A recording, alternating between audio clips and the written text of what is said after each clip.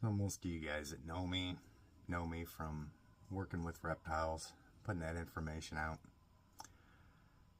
Got a story I'd like to tell everybody today. It was a long time ago. There was a big organization that went over to a foreign country, blew a lot of things up, killed a lot of people, pulled an entire government out from its roots. Stayed there for a little while like that, and then turned into a rebuilding phase. Now, when the rebuilding phase of this whole thing started up, there was a lot of locals. Actually, a lot of the locals would help fight. They'd translate, give intel. They'd go out on missions with us, things like that. And those that didn't do that, there was also a lot of them that got paid pretty well to work on our camps, run electricity, build buildings, run plumbing. We'd let them set their shops up and they'd sell food, trinkets, whatever they wanted to. Soldiers get a lot of tax-free money when they're deployed. So they did pretty well. We helped them out. And stayed like that for a long time. And then it came time for us to leave. I remember this conversation like it was yesterday. Sitting there. One of the older Iraqi guys. Typically what you would picture, older Iraqi guy. Traditional dress, long beard, worn out. He's seen a lot, he'd done a lot. He'd worked hard his whole life. Then he started working with us when we got there. And we were sitting down over tea one day. And I just noticed tears starting to crawl down his cheeks. And he says, you can't leave. Said as soon as you leave, me, my family, my relatives, we're all going to get killed because we worked with you, because we helped you.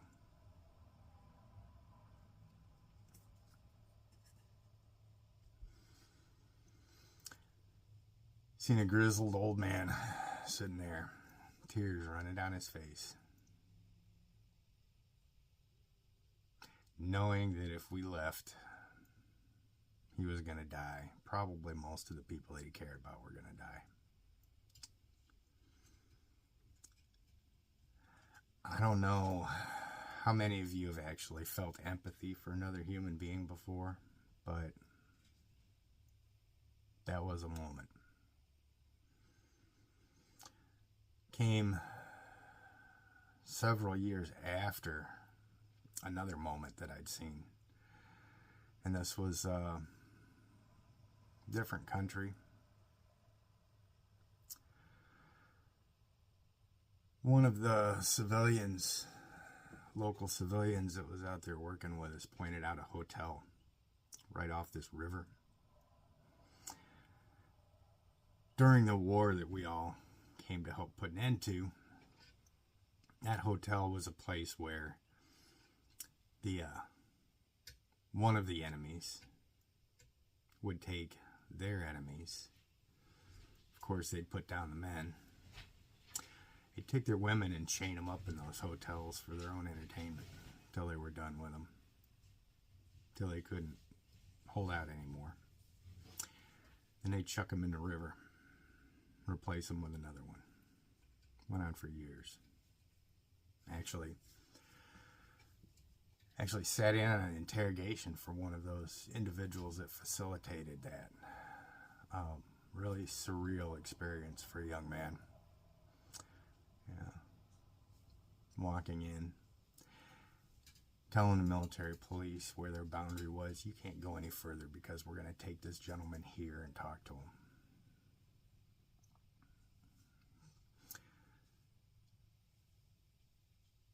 you don't really understand what it's like to be in the presence of someone who's responsible for hundreds and hundreds of innocent lives taken. Till you sat in a room, looked across the table at them.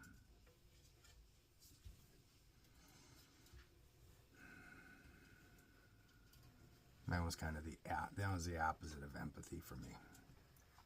I would have been happy had he never walked out of that room under his own steam. But,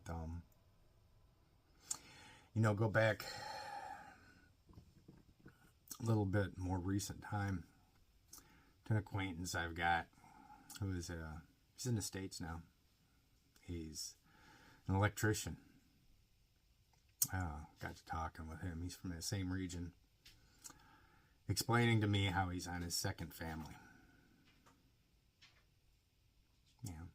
A lot of us here on our second family, some on our third, some on our fourth.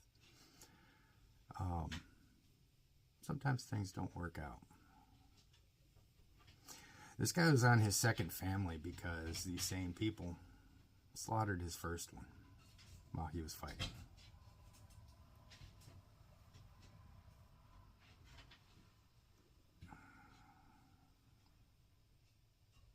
The details of some of this stuff is just not appropriate to be put into an open discussion like this, especially when people are used to hearing me talking about reptiles and all this other stuff. But there's a point to be made here. People will hear me talk about empathy and facts and evidence. I try most of the time to kind of not speak up when I see things that are blatantly false. Every now and then it slips out. I don't want to come across as some social justice warrior. But I've got a realization that I think a lot of people can really benefit from. And that is, what happens when people let fear cause them to hate based on lies that cause them to be afraid of something. When you see things like that firsthand that I just described, it motivates you to look back and you want to learn how it happened. How did it get to that point? Everybody associates things that grisly with, 1930s, 1940s Germany. And there's parallels to be drawn. Some of these people, some of these different situations were caused by people that thought just like that. But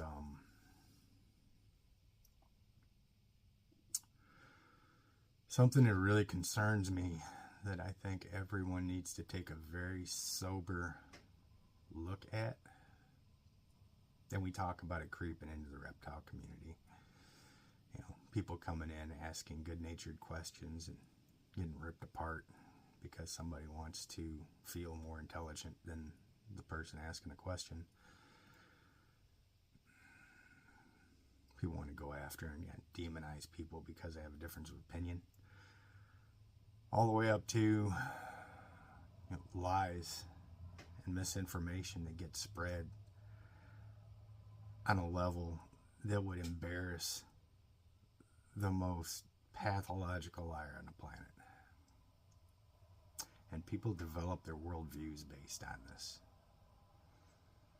Everybody asks, how did Germany get duped into following somebody that did something like that? How did this country not stand up for themselves when people started getting dragged out of their houses?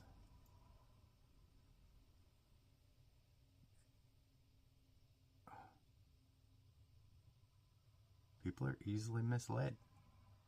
It's easy to lie to people. All you gotta do is push those right emotional buttons, and people will believe any goddamn thing you tell them. There's exceptions to the rule.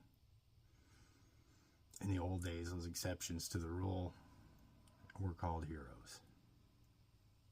Today, there's all kinds of different words for them.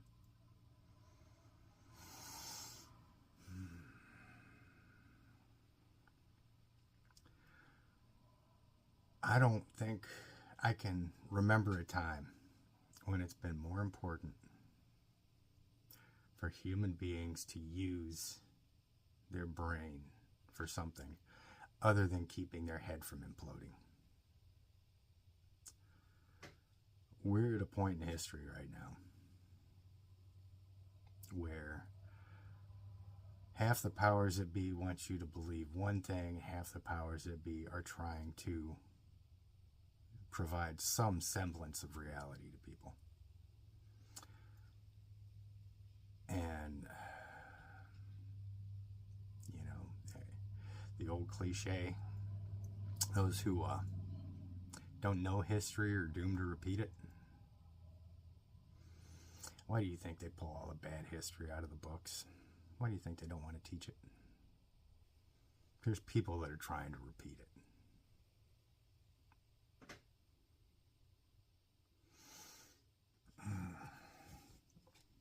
If any person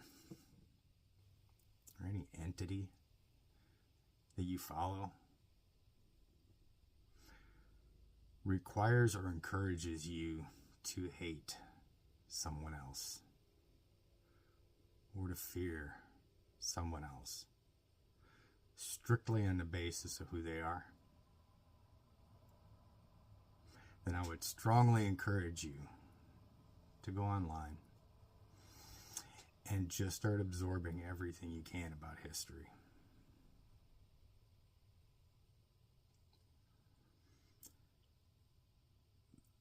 This, on a small scale, impacts the reptile community. When we've got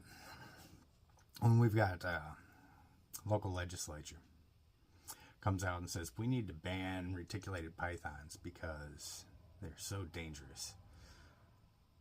You know, these things will kill you. Will they?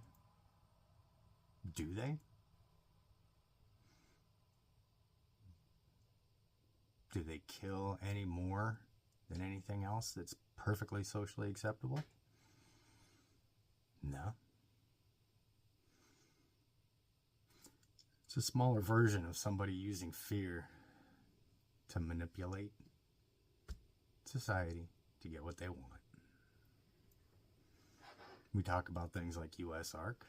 Well, that's what they do. They counter that fear with evidence. They collect the evidence, they take it out there, they present it, and hope that there's enough people that have a strong enough relationship with reality that a ban won't go through.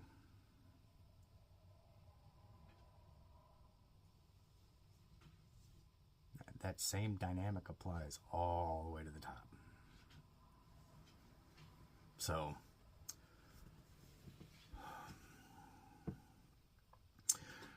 reason why I say this is the reason why you may hear me speak up every now and then when I hear something that's utter bullshit. It's because I've seen firsthand what happens when too many people fall for utter bullshit. That's why before I say something, I research it, I make sure I've got my facts straight, and I make sure I'm given something that can be proven. And I've said something similar before, but bottom line is that if your feelings are somehow hurt by facts, fuck your feelings. We live in a shared reality. The stupidity of one person can spill over onto everybody around them. Don't be stupid. Use your brain.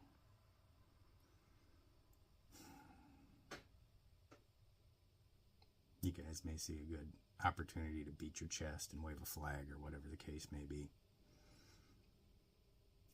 when I see people reacting to and cheering on something that's not true, I think about staring that old man in the eyes and watching the tears roll down his face. As I tried to explain to him that we weren't leaving completely, somebody else was going to come in behind, take our place, and at least give him some sense of security.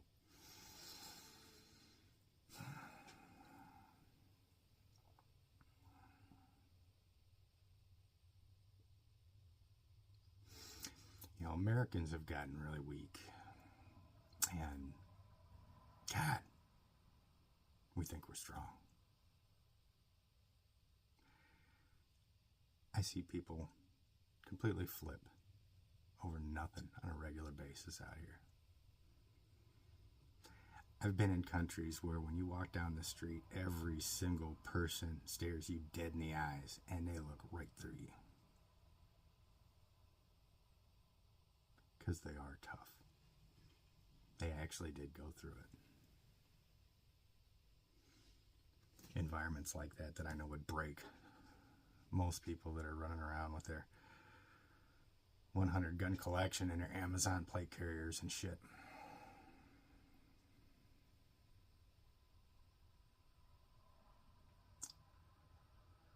Pay attention to what's true, regardless of how you feel about anything that you hear. Teach yourself to examine things, find the truth. Understand that somebody that you might hate or you might be afraid of because of what somebody else told you might be a better person than you are.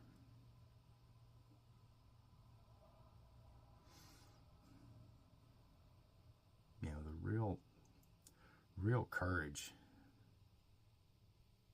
is not in throwing all your shit on and jumping out across the wire, charging into a hail of bullets. Yeah, there's something to be said for that. But it really takes balls to look at what makes up the core of your being and examine it. And find out if you think you're right because you're right, or if you think you're right because it feels good. And it's just a lot easier.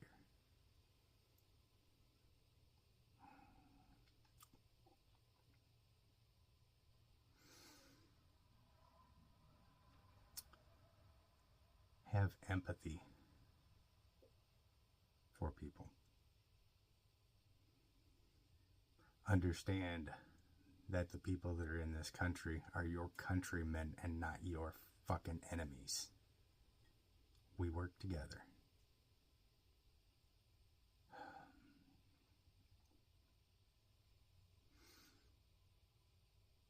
And pay attention to what's true. It's so incredibly important. If you can't go somewhere and provide evidence or find any evidence at all that something you say is true, don't say it. If your opinions about somebody else is based in bullshit, don't say it.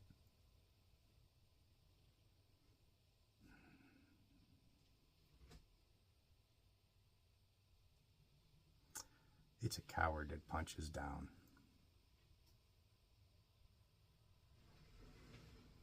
I've seen it all too often. Do the right thing.